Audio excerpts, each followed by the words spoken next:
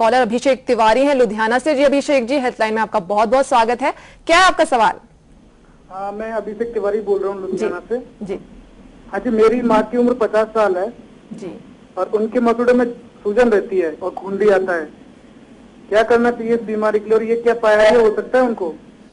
जिस तरह से आप लक्षण बता रहे हैं उससे तो ऐसा ही लगता है कि उनको पायरिया है, तो ये तो डेंटिस्ट के पास लेके जाना पड़ेगा। जैसे कोई क्रेडा जमा हुआ है तो जो डेंटिस्ट है वो उसको रिमूव करेंगे, जिसको हम स्केलिंग कहते हैं, और पूरा अच्छी तरह से जांच भी करेंगे कि कोई पॉकेट्स बनी हुई हैं, कोई हड्डी गल रही है। उसके लिए थोड़ा और बेहतर इलाज भी रहता है, सर्जरी भी कई बार करनी पड़ती है पॉकेट्स को एलिमिनेट, पॉकेट्स को रिमूव करने के लिए। तो पर इसका जब तक आप नहीं जाते डेंटिस्ट के पास तो कम से कम इतना तो करें कि दिन में 2 बारी ब्रश करें 8-8, 10-10 मिनट लगा के, ताकि कम से कम जो इन्फ्लेमेशन या सूजन है वो तो कम हो। जी अभिषेक जी, आपको अपनी माता जी को जल्द से जल्द डेंटिस्ट से चेकअप करवाना चाहिए ताकि उनकी समस्या का पता लगाया जा सके। डॉक्टर, हम पायरिया की बात कर रहे थे, तो मुंह से दुर्गंध आने की समस्या कहीं ना कहीं पायरिया से रिलेटेड है? बिल्कुल, जब मसूड़ों में पस पड़ जाती है तो दूर से ही उसकी मतलब जो है स्मेल आती है। जी, हमारी एक दर्शक है पल्लवी माथुर पठानकोट से, उन्होंने ईमेल के जरिए क्वेरी भेजी है। वो जानना चाहती हैं कि मार्केट में काफी माउथ फ्रेशनर, माउथ वॉश वगैरह मिलते हैं, क्या उनसे मुंह से दुर्गंध आने की समस्या से निजात पाया जा सकता है? देखिए, ऐसा है कि बहुत तरह के माउथ वॉशेज हैं, बहुत तरह के सॉल्ट चल पड़े हैं। क्लोरहेक्सिडिन है, सिटाइल पिरिडोनियम क्लोराइड है, लिस्टरीन है जिसमें ज्यादा मात्रा में अल्कोहल है। तो इन सब चीजों से थोड़ी देर के लिए तो आपको राहत मिलेगी, पर जब तक आप प्लाक को अच्छी तरह से दांतों पर से नहीं उतारेंगे तो ये जो स्मेल वाला है ये रहेगा।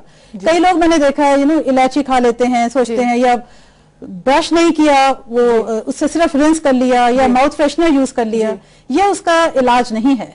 मेन इलाज तो ये है कि जो पॉजिटिव ऑर्गेनिज्म है जिसकी वजह से ये दुर्गंध आ रही है उसको हमें रिमूव करना है। जी, पायरिया की समस्या से जुड़ा सवाल लिए हैं हमारे अगले कॉलर उमेश मित्तल, जो कि चंडीगढ़ से हैं। जी उमेश जी, हेल्पलाइन में आपका बहुत बहुत स्वागत है। क्या है आपका सवाल? मेरा जो दांत है ना, मेरे जो ऊपर का जबड़ा है, हाँ जी, तो साइड के 4 दांत मेरे ऊंचे हैं, नसूड़ा ऊपर होने की वजह से। जी जी, ठीक है, नसूड़ा ऊपर होने की वजह से तो मेरे को ठीक से माना था, ताकि बिल्कुल जो मेरी स्माइलिंग है ना बिल्कुल एज ए नॉर्मल गाइस की तरह हो सके। जी, ये चाहते हैं क्या सर्जरी हो सकती है, किस तरीके से ठीक किया जा सकता है इनके दांतों को? ऐसा है कि दांतों का टेढ़ा मेढ़ा होना भी एक तरह की बीमारी है जिसे हम मैल ओक्लूजन बोलते हैं। जी, मैल ओक्लूजन मींस दांत प्रॉपरली बंद नहीं हो रहे हैं, कोई ऊंचे हैं, थोड़ा आगे हैं, कई बार पीछे भी ज्यादा होते हैं। तो इसके लिए एक स्पेशलिस्ट हैं ऑर्थोडोंटिस्ट, जी, तो उनको दिखाना पड़ेगा। जी, तो वो पूरा इसको इवेलुएट करके बताएंगे कि भी ब्रेसेस लग सकते हैं या सर्जरी होना है। जी, तो ये घर बैठे बैठे तो नहीं पता लगेगा, इसके लिए तो पूरा अच्छे से जाके दिखा के इवेलुएट करके। जी उमेश जी, यानी आपको डॉक्टर के पास जाना चाहिए, उनसे चेकअप कराना चाहिए, उसके बाद वो बताएंगे कि किस तरह से ठीक किया जा सकता है आपकी समस्या को। जी डॉक्टर गाबा, दांतों में पीलेपन की समस्या एक ये भी बहुत आम समस्या है भारत में, क्या कारण होता है दांतों में पीलापन आ जाता है? ये इसके कई कारण हैं। सबसे बड़ा कारण हमारे भारत में तो ये है कि जहां पे फ्लोराइड की मात्रा ज्यादा है, 1.5 ppm से ज्यादा है, तो वो पानी पीने से जो है दांतों पे पीला रंग आ जाता है, येलो स्टेन, जिसको हम फ्लोरोसिस बोलते हैं। ये जो पीले धब्बे हैं ये हम तंबाकू खाने से भी आ जाते हैं। जी, भारत में तंबाकू सुपारी बहुत खाते हैं लोग, बहुत खाते हैं, जैसे उत्तर प्रदेश और कई और स्टेट्स हैं हमारे जहाँ पे इसकी बहुत आदत है, और ये बिल्कुल ठीक नहीं है, बिकॉज इसके खाने टबैको च्यूइंग या टबैको स्मोकिंग दोनों से ही जो है कैंसर होने का, ओरल कैविटी मीन्स हमारे टंग का, चीक्स का, ओरल कैंसर। चाय कॉफी पीने के कारण भी दांत पीले हो सकते हैं? हाँ जी, कॉफी से, स्मोकिंग से, इनसे भी हो जाते हैं, बट ये फिर भी रिमूव हो जाते हैं। पर ये कई जो अंदरूनी स्टेन्स हैं, जैसे कि फ्लोरोसिस का मैंने आपको बताया, इसके लिए तो फिर थोड़ा मतलब टेक्निकल ये चीजें हैं कि इसके इलाज के लिए मतलब डेंटिस्ट के पास अगर आए तो इसका इलाज हो सकता है। इसी से जुड़ा सवाल ये है हमारी अगली कॉलर भावना नेगी, जो कि नाहन से है। जी भावना जी, हेल्पलाइन में आपका बहुत बहुत स्वागत है। क्या है आपका सवाल?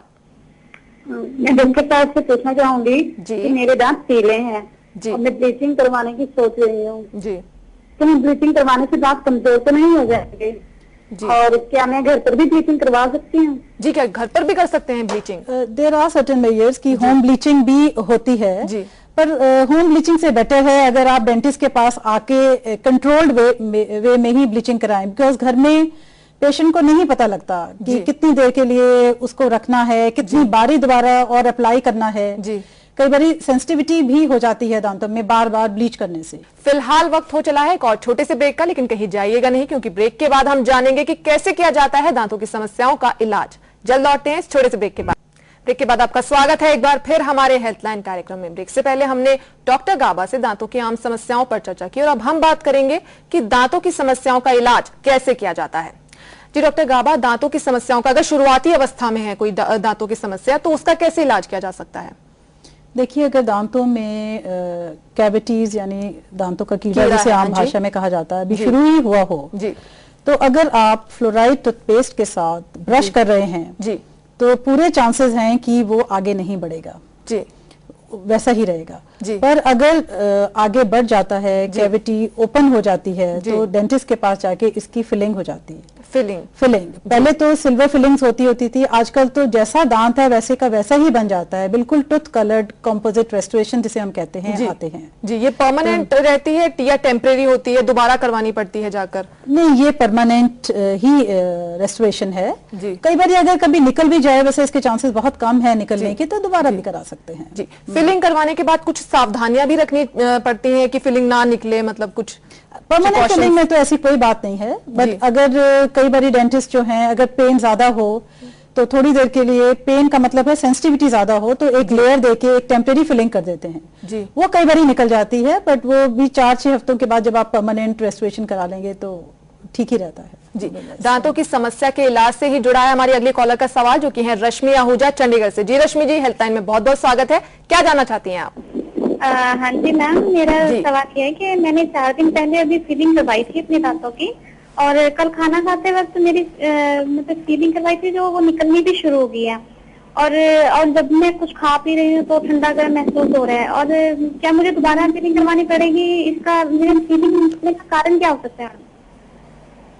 जी, इनकी फीलिंग निकल गई है, तो मुझे ऐसा लग रहा है कि ये टेम्परेरी रेस्टोरेशन की बात कर रही हैं जी। तो टेम्परेरी फीलिंग बीच बीच में निकल जाती है, तो उसको तो ये दोबारा से जाके करा सकते हैं जी। जी डॉक्टर, आपने बताया कि शुरुआती अवस्था में है अगर प्रॉब्लम है तो फिलिंग करवा सकते हैं, अगर बढ़ जाए प्रॉब्लम दांतों की तो क्या इलाज है? जब प्रॉब्लम बढ़ जाती है, पेन होता ज्यादा सीरियस हो जाए, ज्यादा गंभीर हो जाए, स्वेलिंग हो जाती है, तो उसके लिए इलाज होता है जिसे हम रूट कैनाल ट्रीटमेंट कहते हैं। रूट कैनाल ट्रीटमेंट, हाँ जी। उसे हम थोड़ी कैविटी बना के और जो रूट्स की जो कैनाल्स की ओपनिंग होती है उसके थ्रू अंदर जाके तो कैनाल्स की क्लीनिंग कर लेते हैं जी। उसके बाद पहले रूट कैनाल्स को फिल कर देते हैं, फिर ऊपर क्राउन की फिलिंग हो जाती है और फिर उसके बाद उसके ऊपर एक क्राउन लगाना पड़ता है। वो किसी भी मटेरियल का हो जाता है, जैसे फुल मेटल हो जाता है या मेटल प्लस टूथ कलर्ड ऐसे हो जाता है। दांतों की समस्या अगर बहुत गंभीर स्टेज पर पहुंच जाए, दांतों को निकालने की नौबत कब आती है? दांतों को निकालने की नौबत भी पड़ते हैं अगर रूट कैनाल भी ना कराएं, फिर धीरे धीरे दांत घुलना शुरू हो जाता है, घुल के सिर्फ जो है जड़ी रह जाती है या जो ऊपर का पोर्शन जिसे हम क्राउन कहते हैं वो भी अगर हो पर बिल्कुल ही खोखला है जिसको हम बिल्कुल ही सेव नहीं कर सकते किसी भी उससे, तो फिर दांत निकालना भी पड़ जाता है जी। डॉक्टर, दांत हमारी पर्सनैलिटी में एक बहुत अहम किरदार निभाते हैं। अगर दांत टेढ़े मेढ़े हैं, अंदर की तरफ हैं या बाहर की तरफ हैं, तो बहुत बुरा लगता है, खुद को ही व्यक्ति को बुरा लगता है। कैसे ठीक किया जा सकता है? अगर तो ये हेरिडिटरी है जी, है ना, शुरू से ही है जी, तो जैसे कि मैंने पहले भी बताया कि इसके विशेषज्ञ हैं ऑर्थोडोंटिस्ट जिसको हम कहते हैं जी। तो वो तारें या ब्रेसेस लगा के इसको ठीक कर लेते हैं जी। पर बचपन से ही कई बच्चों की हैबिट होती है, जैसे कोई फिंगर चूसना जी, अंगूठा चूसना जी, या मुंह खुला रख के सोना जी, या कई बार पेंसिल बच्चे चबाते रहते हैं जी। तो इसकी वजह से भी जो दांत हैं वो ऊंचे हो जाते हैं जी। दांतों की शेप की समस्या से ही जुड़ा है हमारी अगली कॉलर का सवाल, जो कि है रोहिणी राजपूत श्रीनगर से। जी रोहिणी जी, हेल्पलाइन में आपका बहुत बहुत स्वागत है। क्या जानना चाहती हैं आप? मैम, मेरे बचपन से ही ना दांत बहुत टेढ़े मेढ़े हैं, जिसमें में थोड़े ऑड से लगते हैं, तो मैं काफी टाइम से इन्हें ठीक करवाना चाहती हूँ जी। मैंने इनको कैसे ठीक करवाया जा सकता है? हाँ जी, वैसे तो बचपन में ही कराना चाहिए जी। पर क्योंकि एक बारी हड्डी जो है ज्यादा मजबूत हो जाती है, तो अगर ब्रेसेस वगैरह लगे भी तो दांत जो है उनकी जो नॉर्मली तारें लगा के तो दांत मूव करके प्रॉपर पोजीशन में आते हैं ना, तो बड़ी उम्र में ये थोड़ा डिफिकल्ट हो जाता है। पर फिर भी दिखाने में तो कोई हर्ज नहीं है, हो सकता है कि भी आपका ठीक ही हो जाए जी डॉक्टर, हम दांतों की समस्याओं की बात करें, अगर एक्सीडेंट हो जाए किसी का तो उसके बाद अगर दांतों को कुछ इंजरी हो जाए तो उसे किस तरह ठीक किया जा सकता है, क्या क्या उपाय किए जा सकते हैं? ये आपने बहुत ही एक अहम प्रश्न पूछा, बिकॉज इसके ऊपर ज्यादा ध्यान नहीं दिया जा रहा। जी, हमने अभी एक पीजीआई में डेंटल डिपार्टमेंट में ये सर्वे किया, उसमें हमें ये पता लगा कि भी 9 से 10% बच्चों के दांत जो हैं वो किसी का शिकार हुए हैं, मतलब कोई एक्सीडेंट का। जैसे दांत जो है वो थोड़ा सा टूटना उनका, जिसमें सिर्फ बाहर की परत जाती है जी, और थोड़ा सा और टूट जाए तो दूसरी परत भी बीच में इन्वॉल्व हो जाती है, तब सिर्फ ठंडा गर्म ही लगता है। तो अगर डेंटिस्ट के पास जाया जाए तो इसमें फिलिंग हो जाती है। जी, दांत अगर थोड़ा और ज्यादा टूट जाए तो उसमें फिर रूट कैनाल जो है वो करना पड़ता है। कई बार क्या होता है कि इतनी जोर से इम्पैक्ट होता है ट्रॉमा का कि दांत पूरा ऊपर तक ही अंदर को चला जाता है, कुछ हिस्सा ही नजर आता है। हाँ जी, तो वो दांत भी जो है वो धीरे धीरे मतलब वापस अपनी पोजीशन में आ जाता है। जी, तो कई बार क्या होता है कि दांत पूरा का पूरा निकल के गिर जाता है। तो ऐसी कंडीशन में ये दांत दोबारा लगाया जा सकता है अगर आधे घंटे के अंदर अंदर उसको दांत को सही तरीके से यानी पानी में धोके, और उसको रूट से नहीं पकड़ेंगे, क्राउन से पकड़ेंगे। पानी में धोके उसको दोबारा से जहां से निकला है वहीं डालने की कोशिश की जाए।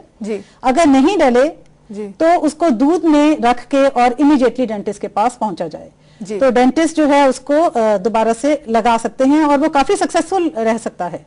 अगर आप ड्राई कंडीशन में लेके आएंगे कि बिल्कुल ही सूखा ऐसे हैंकी में लेके आएंगे, वो नहीं हो सकता।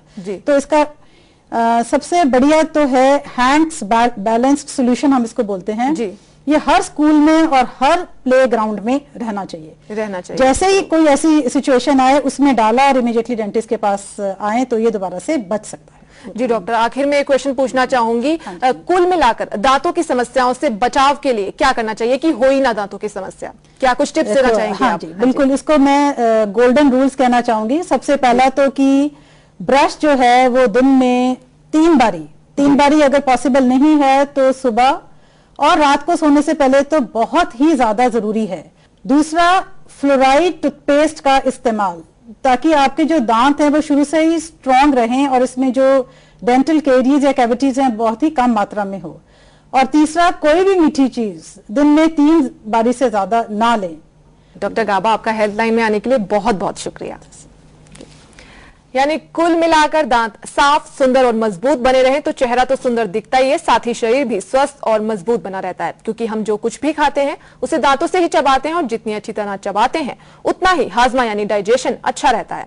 उम्मीद है कि दांतों की समस्याओं और उनके इलाज के बारे में हमारी चर्चा से आपको काफी जानकारी मिली होगी। अगर आपकी हेल्थ से जुड़ी कोई समस्या है जिसके बारे में आप हमसे जानकारी चाहते हैं तो आप हमें इस पते पर ईमेल कर सकते हैं। हमारा पता है helpline@dayandnightnews.com और आप हमें फोन करके भी अपनी हेल्थ से जुड़ी समस्या बता सकते हैं।